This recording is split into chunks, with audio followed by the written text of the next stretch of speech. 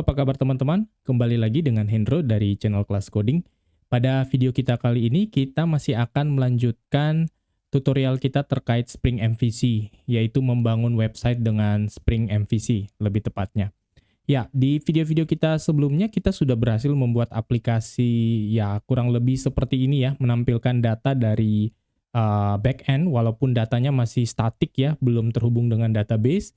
Kita juga sudah bisa menambahkan datanya ya seperti ini. Kita udah buat formnya dan semua itu sudah kita selesaikan di video-video kita sebelumnya.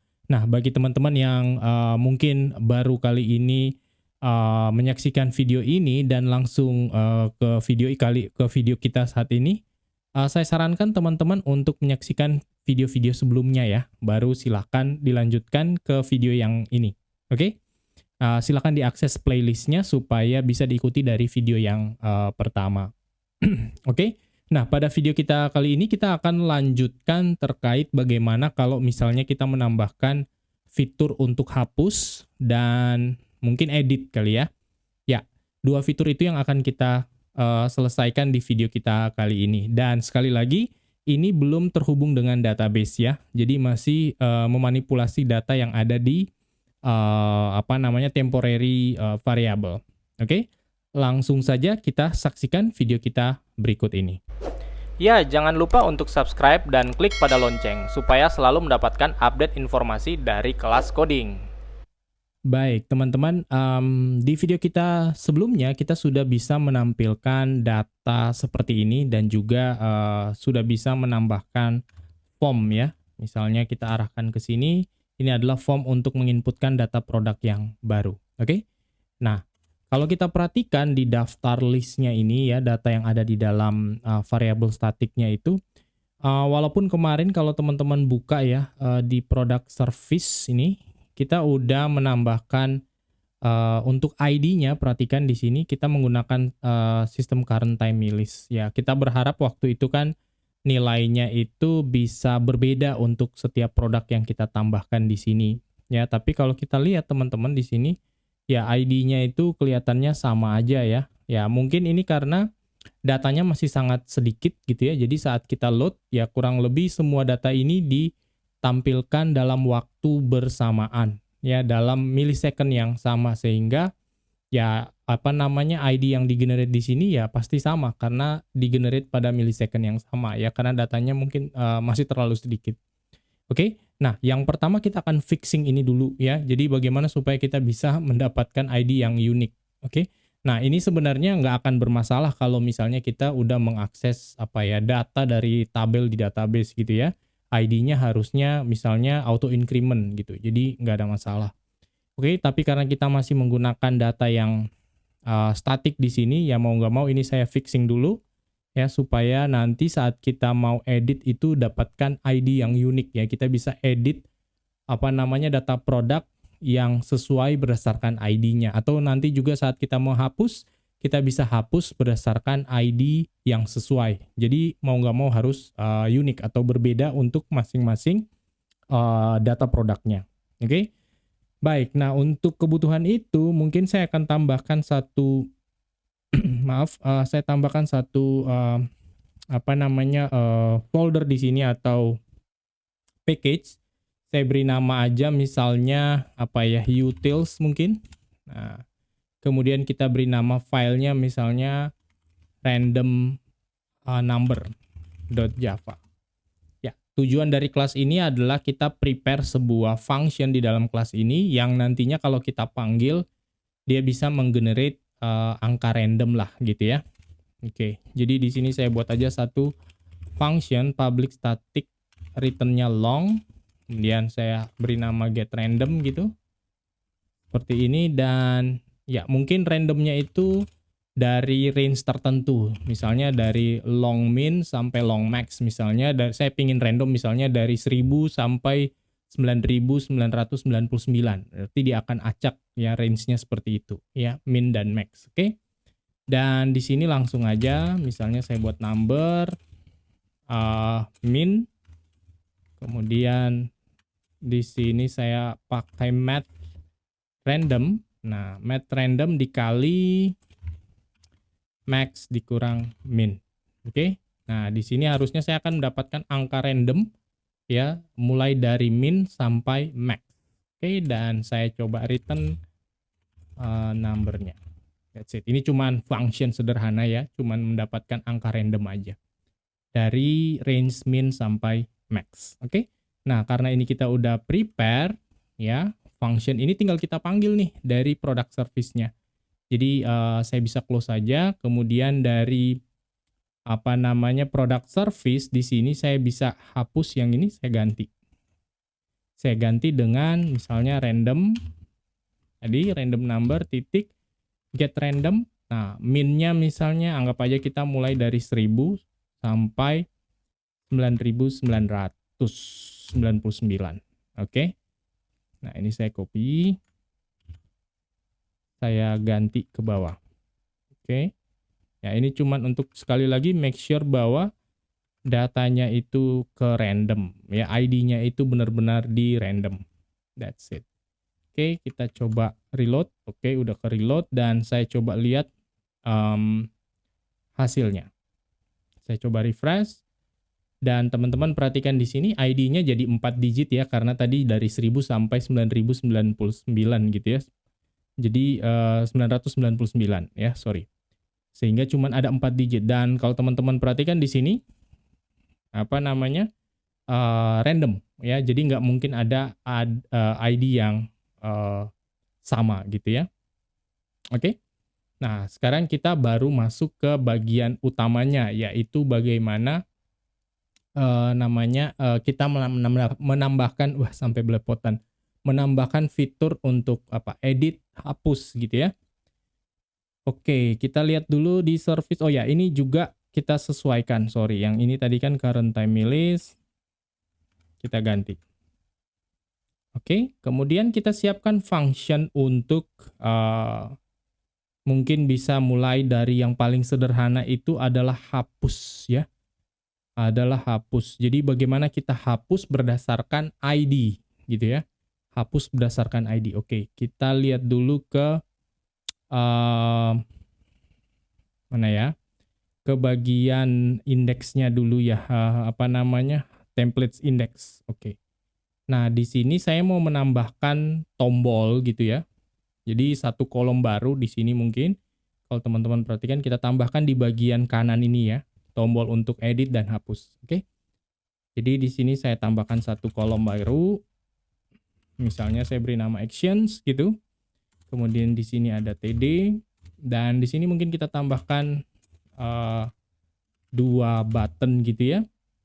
Mungkin ada edit dan ada delete, del aja gitu.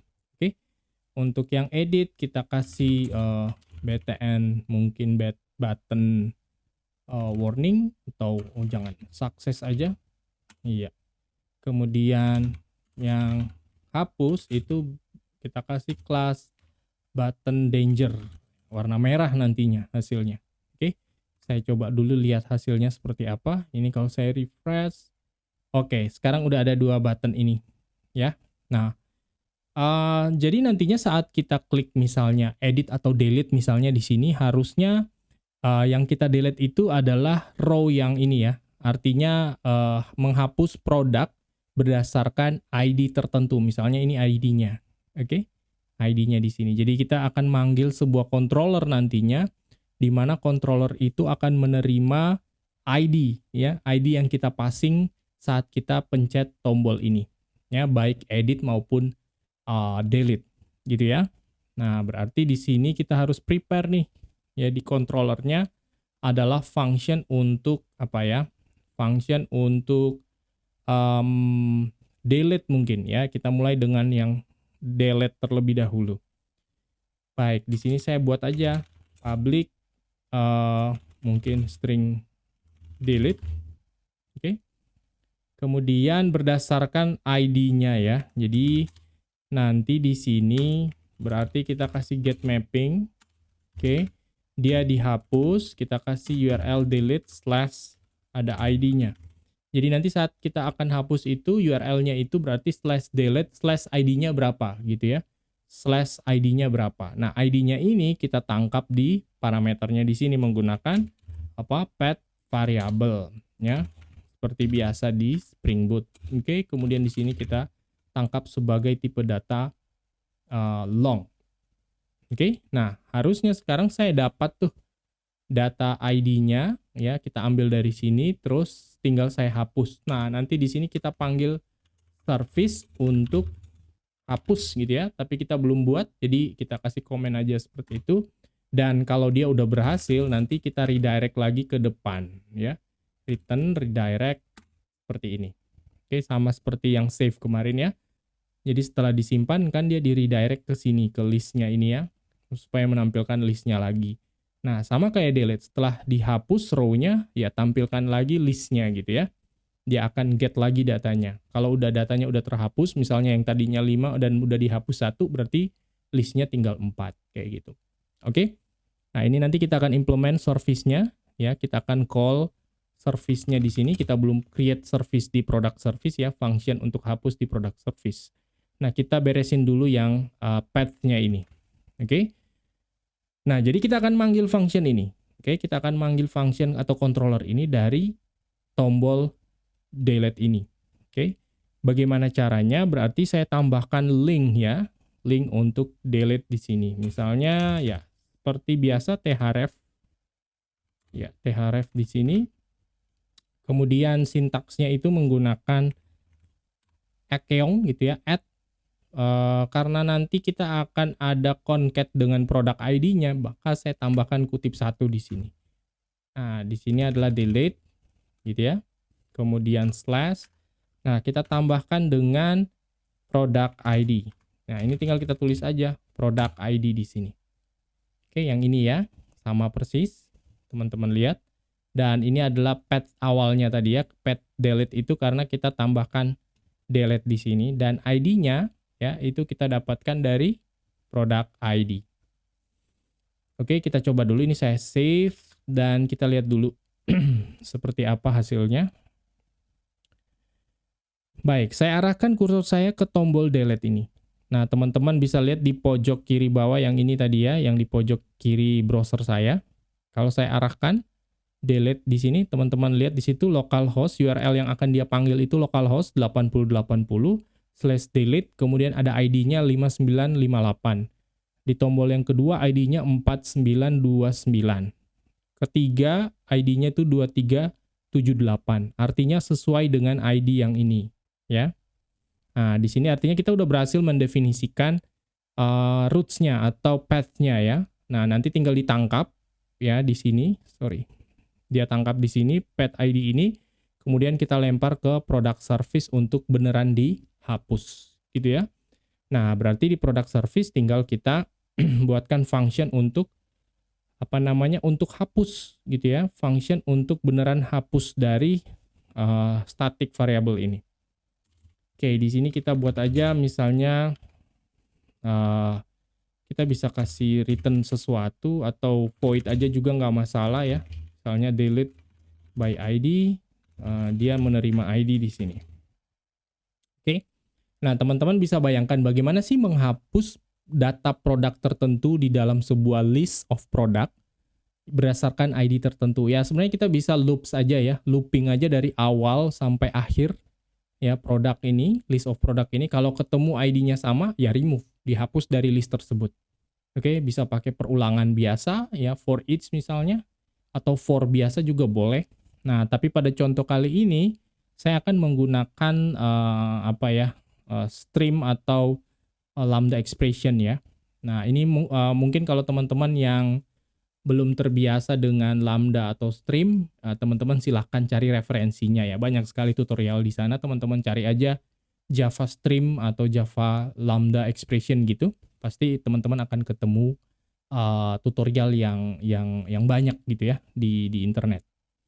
Oke, jadi ini untuk mempermudah aja untuk menyederhanakan codingnya ya, daripada saya ketik tadi looping gitu ya, panjang nanti code-nya.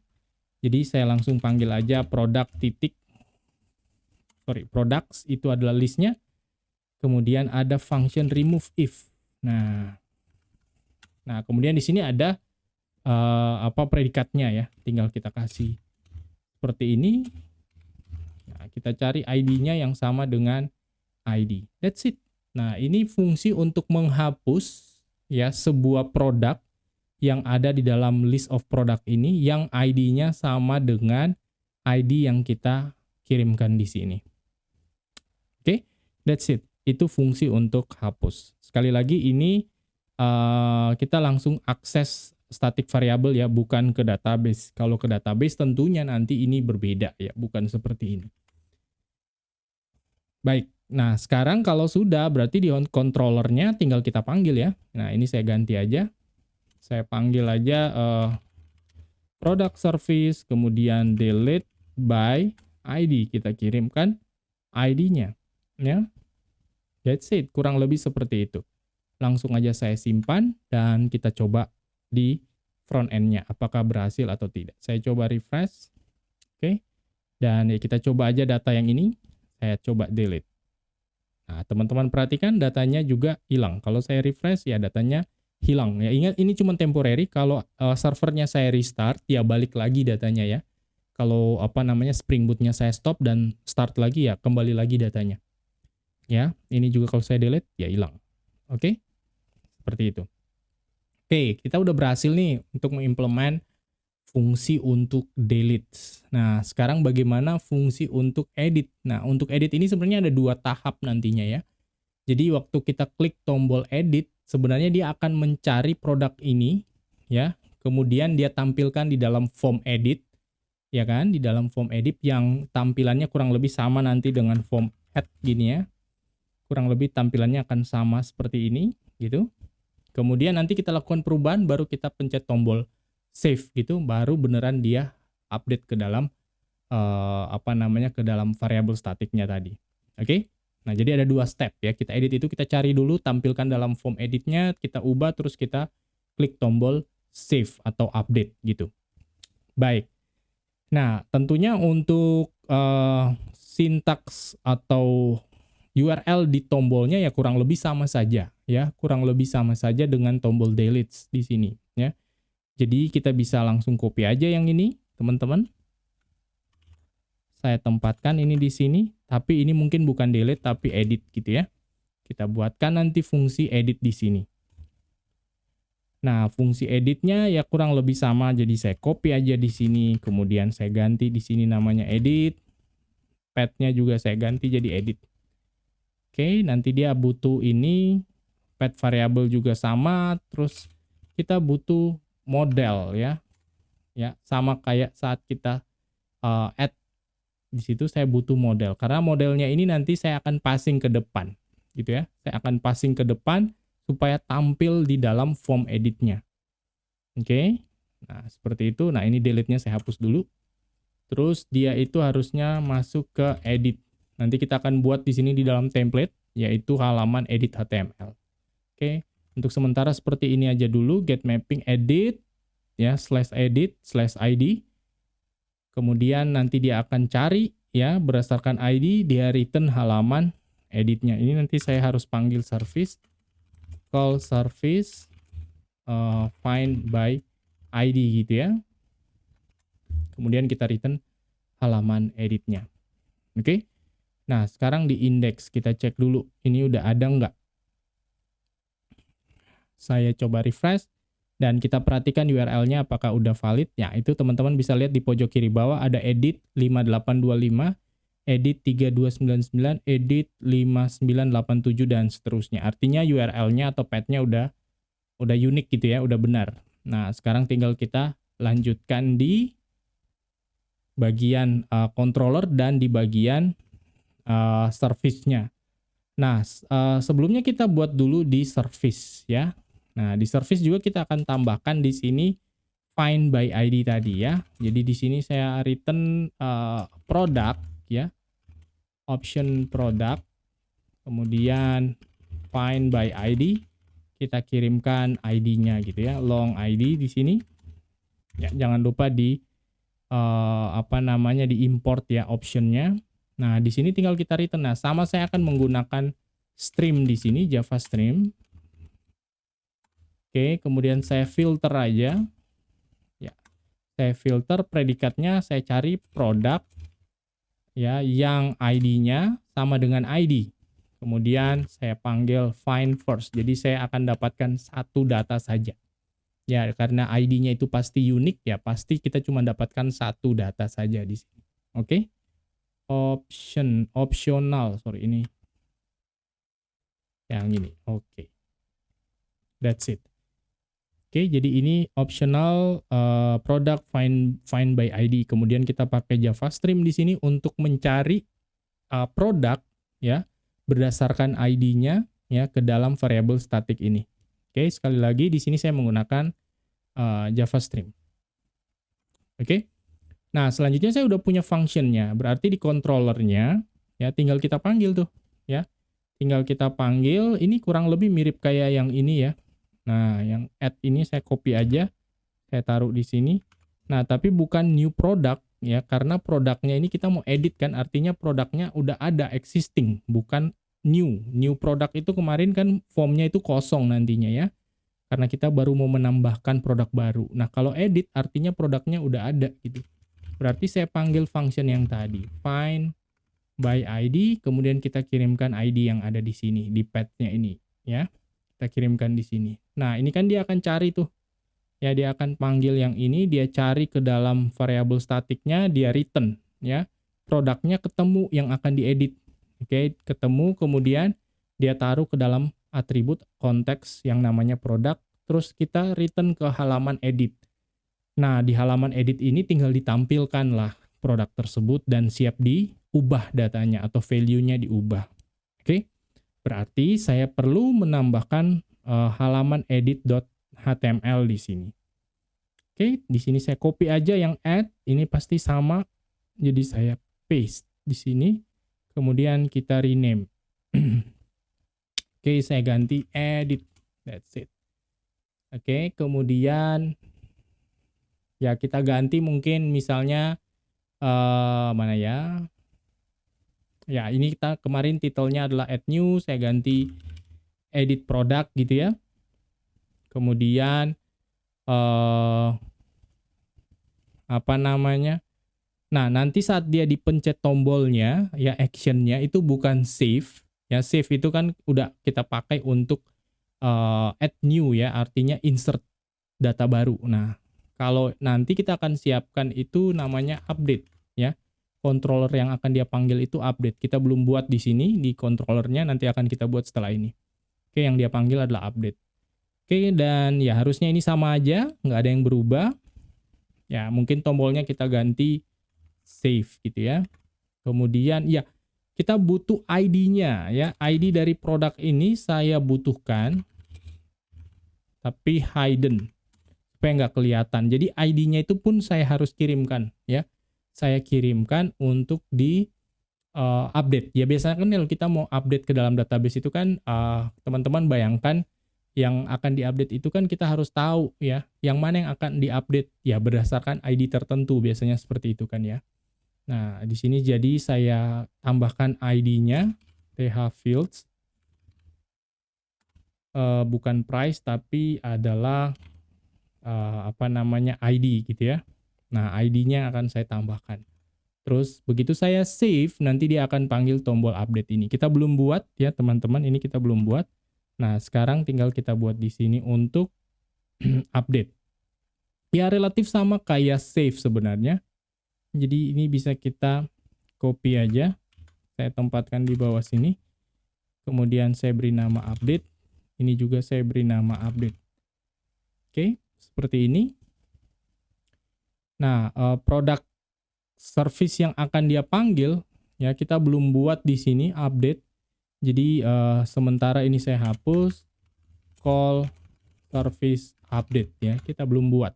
Oke. Dan nanti dia redirect kemana? Dia akan redirect ke depan juga sama seperti ini. That's it. Dan langsung kita coba, kita lihat seperti apa tampilannya. Saya ingin tahu tampilannya dulu. Oke. Dan perhatikan saya mau coba edit yang ini ya, yang kodenya 001. Ya, ini saya klik edit. Nah, teman-teman lihat, ini langsung ada datanya di sini. Ya. Kemudian kalau saya back, saya edit lagi, langsung ada datanya di sini. Oke. back, saya edit lagi, langsung ada datanya di sini. Nah, ini kalau saya save belum melakukan apa-apa ya. Kalau kita klik kanan view page source, teman-teman bisa lihat di sini saat saya klik save itu dia akan manggil action update ya, controller yang kita baru buat tadi, yang ini. Tapi dia belum melakukan apa-apa ya, cuman di redirect ke depan aja lagi. Ya, kalau saya coba save, ya dia nggak melakukan apa-apa ya. Karena kita belum panggil service-nya. Oke, nah yang terakhir berarti sekarang kita kita buatkan service untuk update. Oke, jadi saya masuk ke sini, saya beri nama mungkin apa ya, public void aja gitu ya, update produk mungkin. Dia akan terima produk gitu ya. That's it. Kemudian sebenarnya kalau ini adalah database ya, teman-teman bisa bayangkan di sini berarti dia akan mengakses tabelnya ya, query ke tabel, misalnya dengan perintah SQL gitu ya, update from tabel apa, set kodenya berapa, name-nya apa, price-nya apa gitu ya, where ID sama dengan produk ID-nya apa gitu ya. Itu yang umumnya kalau kita lakukan kalau kita menggunakan tabel di database. Tapi sekali lagi karena ini adalah static ya, nggak ada database di sini, nggak bisa kita pakai query di sini. Nah, sehingga saya pakai reuse aja yang udah ada ya. Ya, sebenarnya update di sini di contoh ini yang paling sederhana itu adalah ya data yang lama kita hapus, kita ganti dengan data yang baru. Gitu aja ya. Nah, supaya mempermudah aja sih. Jadi saya panggil aja delete by ID yang ini. Oke. Saya delete aja produk yang lama berdasarkan ID kan. Nah, artinya di sini saya hapus nih produk yang sebelumnya. Terus saya tambahkan aja lagi yang baru. Product, add, product. Sorry, add, product. That's it. Ya, jadi ini akal-akalan aja sih sebenarnya ya. Jadi untuk update itu ya saya hapus yang lama, saya ganti dengan yang baru ya. Jadi terupdate kan ya. Ya sama aja kayak update. Oke? Ya, sekali lagi ini cuman untuk contoh, ini bukan hal yang paling optimal sebenarnya ya. Karena logiknya itu sebenarnya dia tidak melakukan update di sini, tapi dia hapus terus dia ganti gitu ya. Yang ini. Oke, tapi nggak apa-apa, yang penting secara fungsional ini adalah update gitu ya.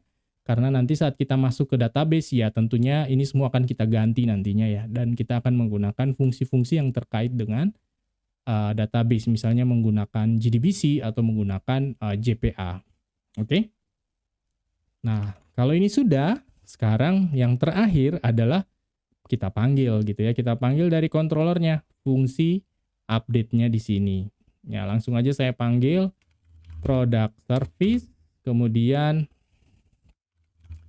update produk, kita kirim produknya. Oke. That's it, kita langsung coba. Ini saya coba refresh dan kita cek. Oke, saya coba refresh dan kita coba edit yang 005 ini ya. Yang terakhir. Saya coba edit. Nah, saya tambahkan 005X, produk 005X, harganya 5.005 gitu. Nah, ini cuma contoh. Kemudian saya coba save. Nah, teman-teman lihat di sini, kodenya berubah, namanya juga berubah, price-nya juga berubah. Oke. Nah, tapi saya coba edit yang pertama ya. Saya coba edit yang pertama. Ini juga sama, saya tambahkan X, 1001. Saya coba save. Nah, teman-teman lihat dia akan ditempatkan di paling bawah. Ya, ini karena tadi kita hapus sebenarnya ya. Data yang pertama di dalam list itu kita hapus. Terus kita add-nya itu akan nambah di paling bawah sebenarnya. Oke. Nah, kira-kira seperti itu ya teman-teman. Setidaknya dari contoh ini teman-teman udah melihat bagaimana sih Spring MVC bisa kita gunakan untuk menambahkan fitur-fitur edit dan delete ini ya. Memang belum sampai ke database, tetapi secara basic, secara prinsipnya ya sama aja. Nanti terkait dengan database itu sebenarnya bukan hubungannya dengan Spring MVC kan ya. Lebih ke misalnya integrasinya dengan JPA atau ke JDBC itu sebenarnya sama aja dengan contoh-contoh kita di video-video kita yang sebelumnya ya, yang terkait dengan JPA ya. Itu mirip dan kita bisa reuse gitu ya, bisa kita gunakan cara-cara yang sama tersebut. Oke? Demikian mungkin teman-teman di video kita kali ini, dan semoga video ini bermanfaat bagi teman-teman yang baru pertama kali menyaksikan channel di Kelas Coding ini. Saya mohon bisa di-subscribe dan nyalakan loncengnya agar selalu mendapatkan update terbaru dari channel Kelas Coding ini. Oke, sampai ketemu lagi di video kita yang akan datang. Thank you.